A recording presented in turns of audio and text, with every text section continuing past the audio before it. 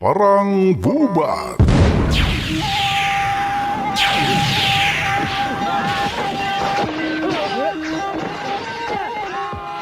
Perang Bubat. Perang Bubat. Perang Bubat.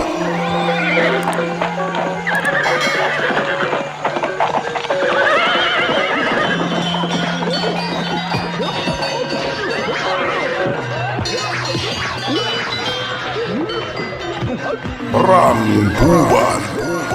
Dalam episode Kembang Cinta Bumi Sunda.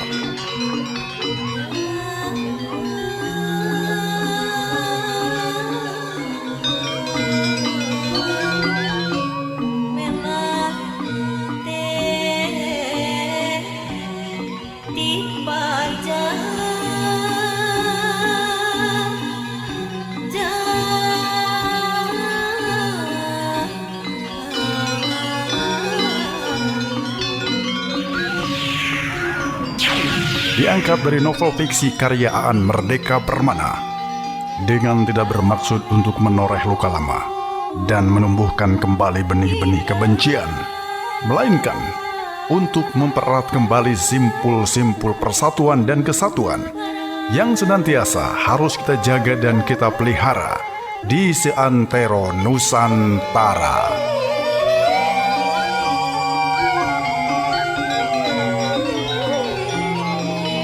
Sebuah perjalanan kisah yang syarat dengan intrik, kontroversi, diwarnai dengan romantisnya cerita cinta, terbakarnya api cemburu, pertempuran, hingga banjir darah.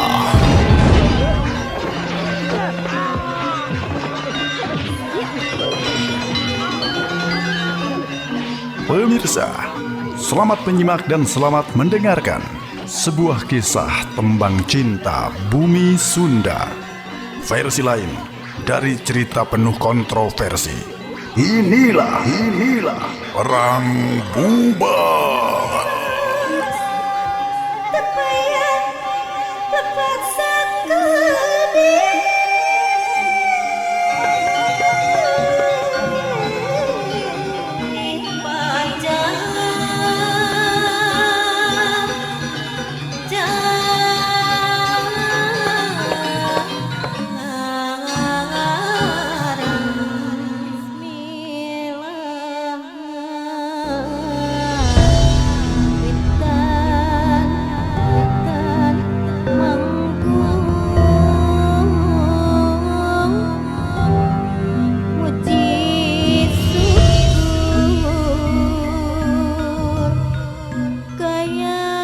Assalamualaikum warahmatullahi wabarakatuh. Pemirsa yang budiman, sebelum saya mengupas cerita tentang Perang Bubat versi lain dengan episode tembang Cinta Bumi Sunda karya Aan Merdeka Permana, terlebih dahulu saya akan sampaikan beberapa hal yang akan mengawali dan membuka kisah kita kali ini. Ada satu hal yang utama. Di dalam buku ini dikisahkan bahwa Lingga Buana, Dyah Pitaloka, tidak gugur. Yang dimaksud penulis bahwa novel ini disebut juga sebagai Perang Bubat versi lain, sebab ada beberapa bagian yang kisahnya tidak sama dengan pengetahuan kita yang baku mengenai Perang Bubat. Bila di kisah baku seperti yang tercatat dalam naskah Kidung Sundayana, disebutkan bahwa semua rombongan dari Sunda gugur di Bubat. Maka dalam versi yang menjadi sumber penulisan novel ini, tidak semuanya gugur. Di antara mereka yang tidak gugur di Bubat adalah Prabu Lingga Buana beserta putrinya, Dyah Pitaloka. 1 tahun setelah buku ini diterbitkan oleh penerbit Kanita atau Mizan, penulis juga mendapatkan data baru dari hasil investigasi budaya ke lapangan. Maka penulis menerima kisah seperti ini dari masyarakat pedalaman Tanah Pasundan. Beberapa minggu setelah kejadian Perang Bubat, dari Wiwaltika, Majapahit datang utusan ke Keraton Surawisesa di Kawali. Mereka meminta permohonan maaf atas nama raja karena peristiwa aib di Palagan Bubat, sambil menyerahkan belasan guci abu jenazah korban perang. Dua abu jenazah diantaranya disebutkan sebagai dua jenazah kepunyaan Prabu Linggabuana dan putrinya. Hanya saja Hyang Bunisora, adik Prabu Linggabuana, dalam hatinya bertanya-tanya, sebab kedua guci abu jenazah tidak disertai bukti lain. Padahal dia tahu betul tatkala berangkat meninggalkan Kawali, mereka berdua sebagai orang-orang penting dari sebuah kerajaan, memakai berbagai aksesoris sebagai pakaian lambang kebesaran. Semisal, Putri Dyah Pitaloka tatkala berangkat di kedua lengannya menggunakan kawangge terbuat dari emas murni. Berita yang mungkin bisa mengejutkan dan barangkali bisa menjadi daya dukung kuat atas novel ini. Tatkala sesudah novel ini lama beredar, di sebuah situs internet ada artikel yang menyebutkan bahwa di sebuah pegunungan di Kecamatan Salem, Banyumas, telah ditemukan serpihan naskah daun lontar abad ke-13, ditulis dalam aksara Sunda kuna, menggunakan bahasa Sunda kuna yang menyebutkan bahwa Prabu Linggabuana dan Putri Dyah Pitaloka tidak gugur di Bubat. Sementara itu, sesudah novel ini terbit, penulis masih terus mengadakan penelusuran budaya ihwal perang Bubat. Salah satunya adalah terkumpulnya nama-nama rombongan dari Sunda yang gugur di Bubat. Inilah mereka.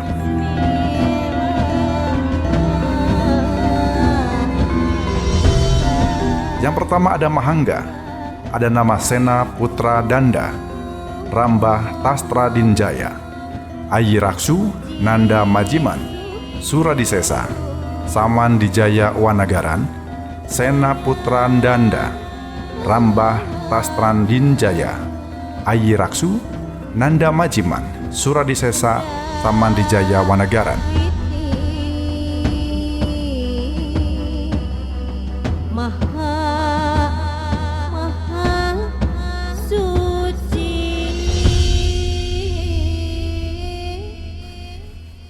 Nama-nama ini tidak persis dengan yang pernah disebutkan di catatan resmi. Penulis hanya memaklumi sebab betapa orang zaman dulu tidak hanya memiliki satu nama.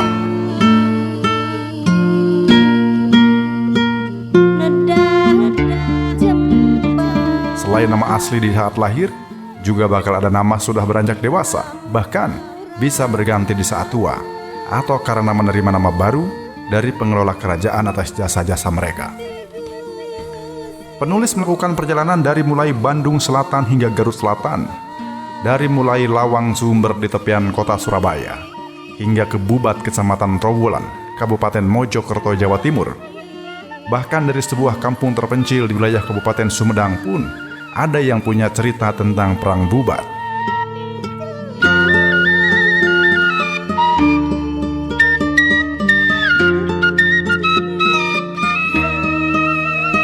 Beberapa kalangan masyarakat tradisional di tempat-tempat yang tadi disebutkan, ada yang mengenal kisah Perang Bubat. Namun pengetahuan mereka tidak didapat dari catatan resmi para sejarawan, melainkan dari berita yang dituturkan dari mulut ke mulut secara turun-temurun. Kisah Perang Bubat yang dimiliki mereka tidak persis betul dengan yang kita miliki selama ini.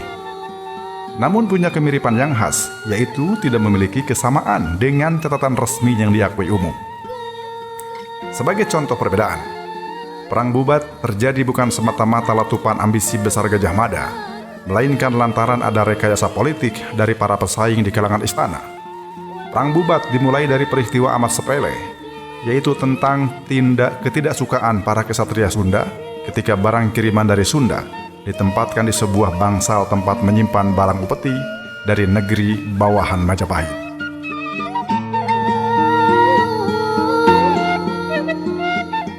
Yang bagi orang Sunda agak mencengangkan, baik Prabu Linggabuana maupun Putri Dyah Pitaloka Citra Resmi tidak gugur di Bubat. Ada lagi berita yang tak kurang mencengangkan. Gajah Mada itu adalah orang Banten, ibu Banten asli dan ayahnya dari daratan Cina. Nama Gajah Mada selagi kecilnya yaitu Ma Hongfu, lalu sesudah dewasa menjadi Jaya Saksena Raksi Ramadaksena. Gajah Mada pernah berbakti sebentar di kerajaan Sunda Kawali dan dikenal dengan nama Ramada. Dan inilah puncak kecengangan kita. Antara Putri Dyah Pitaloka Citra Resmi dengan Gajah Mada secara diam-diam telah terjadi saling ketertarikan. Kendati di antara keduanya cinta tak pernah mengemuka dalam bentuk lahir.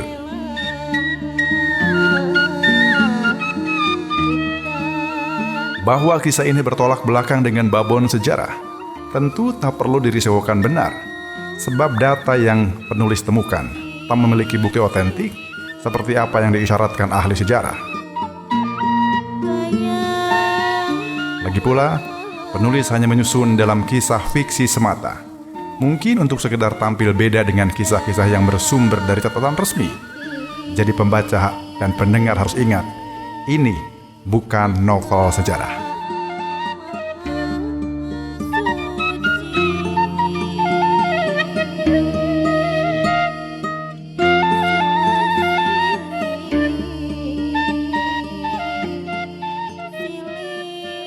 Sebelum kita beranjak ke kisah tembang cinta bumi Sunda, kali ini akan saya kemukakan dan saya bacakan komentar-komentar dari tokoh-tokoh yang terdapat dalam cerita ini.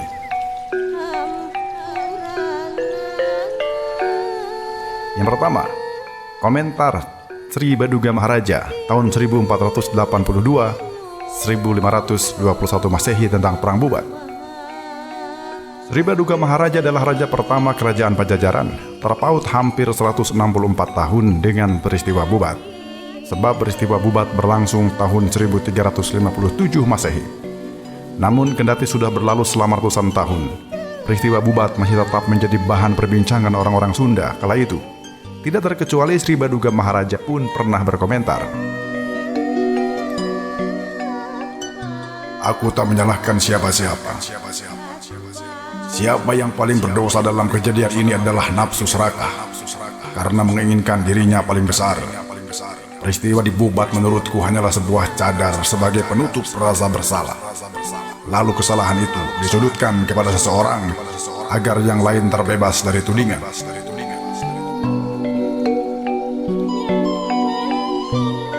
Dan inilah ucapan selengkapnya yang disampaikan dalam bahasa asli.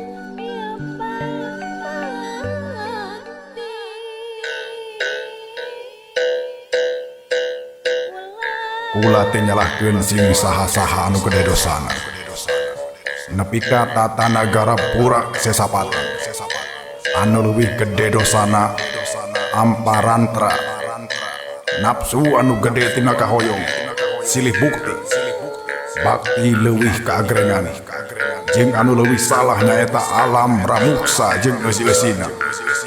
Naha kulantaran gurajat hartina gurat baris jiwa jeung tumamprak derajat anu ngebrehkeun takdir tina kajantenanan.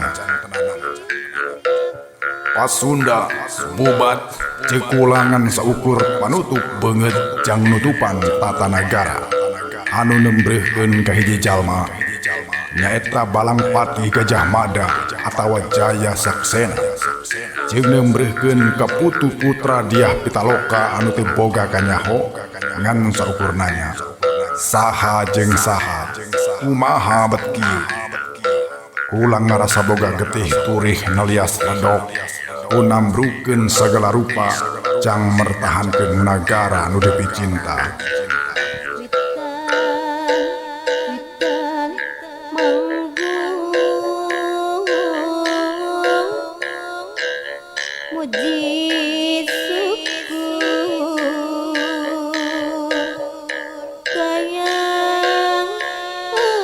Prabu Surawi Sesa tahun 1521 hingga 1532 Masehi juga pernah berkomentar tentang Perang Bubat. Prabu Surawi Sesa adalah raja kedua di kerajaan Pajajaran sebagai pengganti Sri Baduga.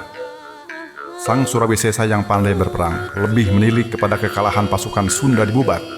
Menurutnya, pasukan Sunda di Bubat menderita kekalahan lantaran berbagai sebab. Sebab pertama, karena jumlahnya tidak sebanding. Sebab kedua, karena pasukan Sunda datang ke Bubat bukan untuk melakukan peperangan. Dan sebab ketiga, mungkin juga Sunda dikalahkan oleh taktik tempur milik mereka sendiri, di mana ilmu yang semula milik orang Sunda dipelihara dan dikembangkan oleh kerajaan-kerajaan Jawa secara regenerasi. Inilah komentar Sang Surawi Sesa Raja kedua Pajajaran, selengkapnya menurut bahasa aslinya. Pustaka Ratuning Balasariwu teh aya 1000 jurus. Ngan anu nerap mah ukur 20 etangan.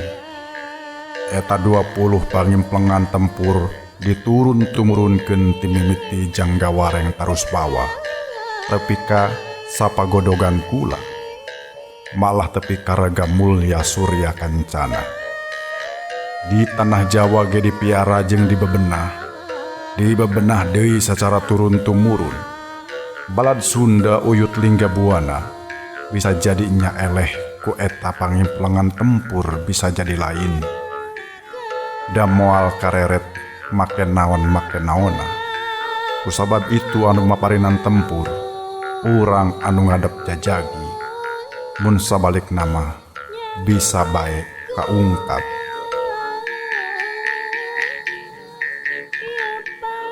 Selanjutnya, Sakunti Triwestu, salah seorang pengawal setia Gajah Mada, juga pernah berkomentar. Sakunti Triwestu adalah salah satu pembantu setia Mahapati Gajah Mada. Menurut dia, pasukan Sunda di Bubat dikalahkan oleh pasukan Majapahit dengan memanfaatkan ilmu taktik perang yang semula milik orang Sunda. Taktik tempur diambil dari kitab Pustaka Ratuning Balasaribu. Semula diciptakan oleh Prabu Tarusbawa tahun 669 Masehi, lalu dibawa oleh Sanjaya dan dikembangkan di kerajaan Mataram Kalingga.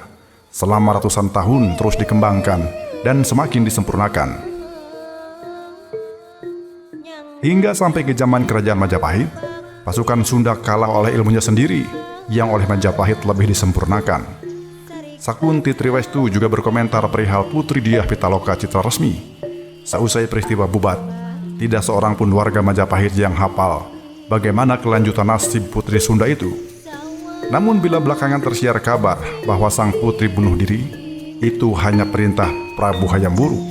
Maksudnya untuk menutupi kehinaan yang menderita Majapahit.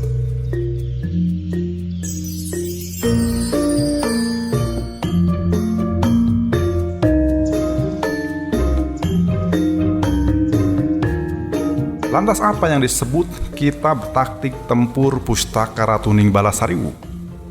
Pada saat Maharaja Tarusbawa berkuasa di Kerajaan Sunda tahun 669 hingga 723 Masehi, beliau mengumpulkan perwira handal untuk menyusun kitab yang berisikan pelajaran taktik tempur militer. Selama ratusan tahun setelahnya, taktik tempur itu menyebar kemana-mana, termasuk ke wilayah Jawa. Sebab Sanjaya, raja dari Mataram Kalingga, menerima waris sebagai cucu menantu sang Tarusbawa. Secara regenerasi kitab ini harus dipelajari dan dikembangkan termasuk oleh Majapahit. Di wilayah Sunda sendiri, isi kitab Pustaka Ratuning Balasaribu terus dipelihara dan dikembangkan. Lebih dari 900 tahun lamanya, Sunda bertahan hingga zaman Pajajaran karena penguasa taktik tempur ini. Karena penguasaan taktik tempur ini, lebih dari 50 perwira handal dari zaman ke zaman di kerajaan Sunda terkumpul 1000 macam taktik tempur. Namun Pajajaran sendiri sebagai negeri terkuat pertahanan militernya hanya mampu menguasai 20 jenis taktik tempur saja. Menurut Prabu Surawisesa, ada beberapa taktik tempur yang orang Pajajaran susah mempelajarinya.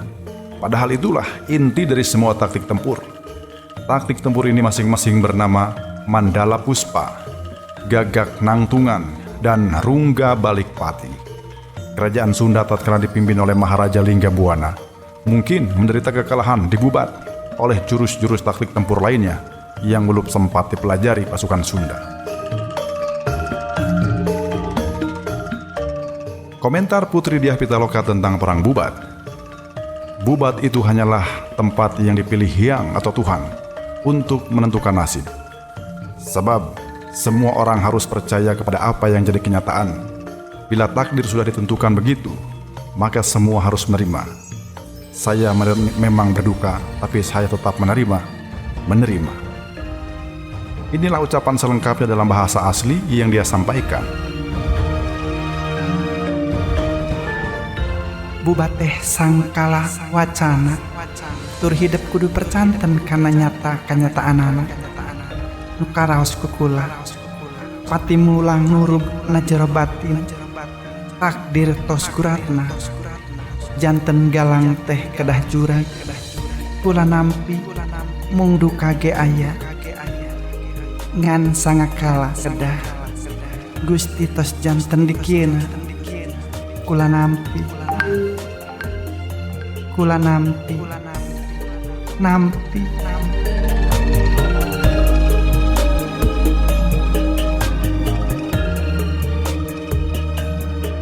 Dan terakhir, inilah ucapan Prabu Linggabuana mengenai perang Bubat. Kula geus ngaduga carita bakal kajantenan kieu. Nu disebut usiah ngadon jadi padegdogan. Ieu hoyong ngerasa bener, itu hoyong ngerasa bener. Keun we, iwal sang hyang nu ngabenerkeun. Nu hirup ukur ngadunga, tapi kula nu ngajalanan mah maneh ulah jujur cipanon. Hiji waktu urang caritakeun deui ka anu nyaho, ka anu hayang nyaho. Lain hayang maseakeun nu jadi turunan, justru aya nu leuwih ti leuwih. Dari kula mah geus keun nu hirup nu nyaritakeun. Ngan ari nu disebut beda teh sakapanggihna. Keun anu ngabenerkeun mah iwal ti sang hyang.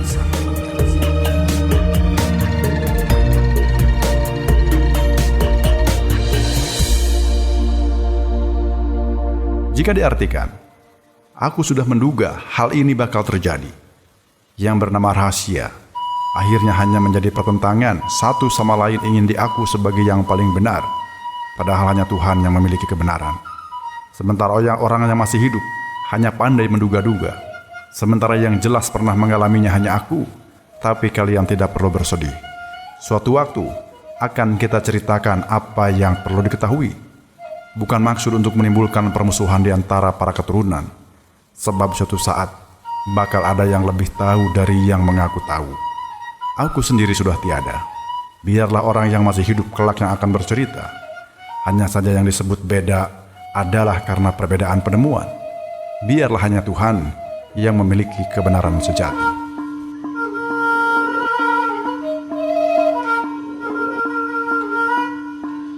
Selamat menyimak dan selamat mendengarkan.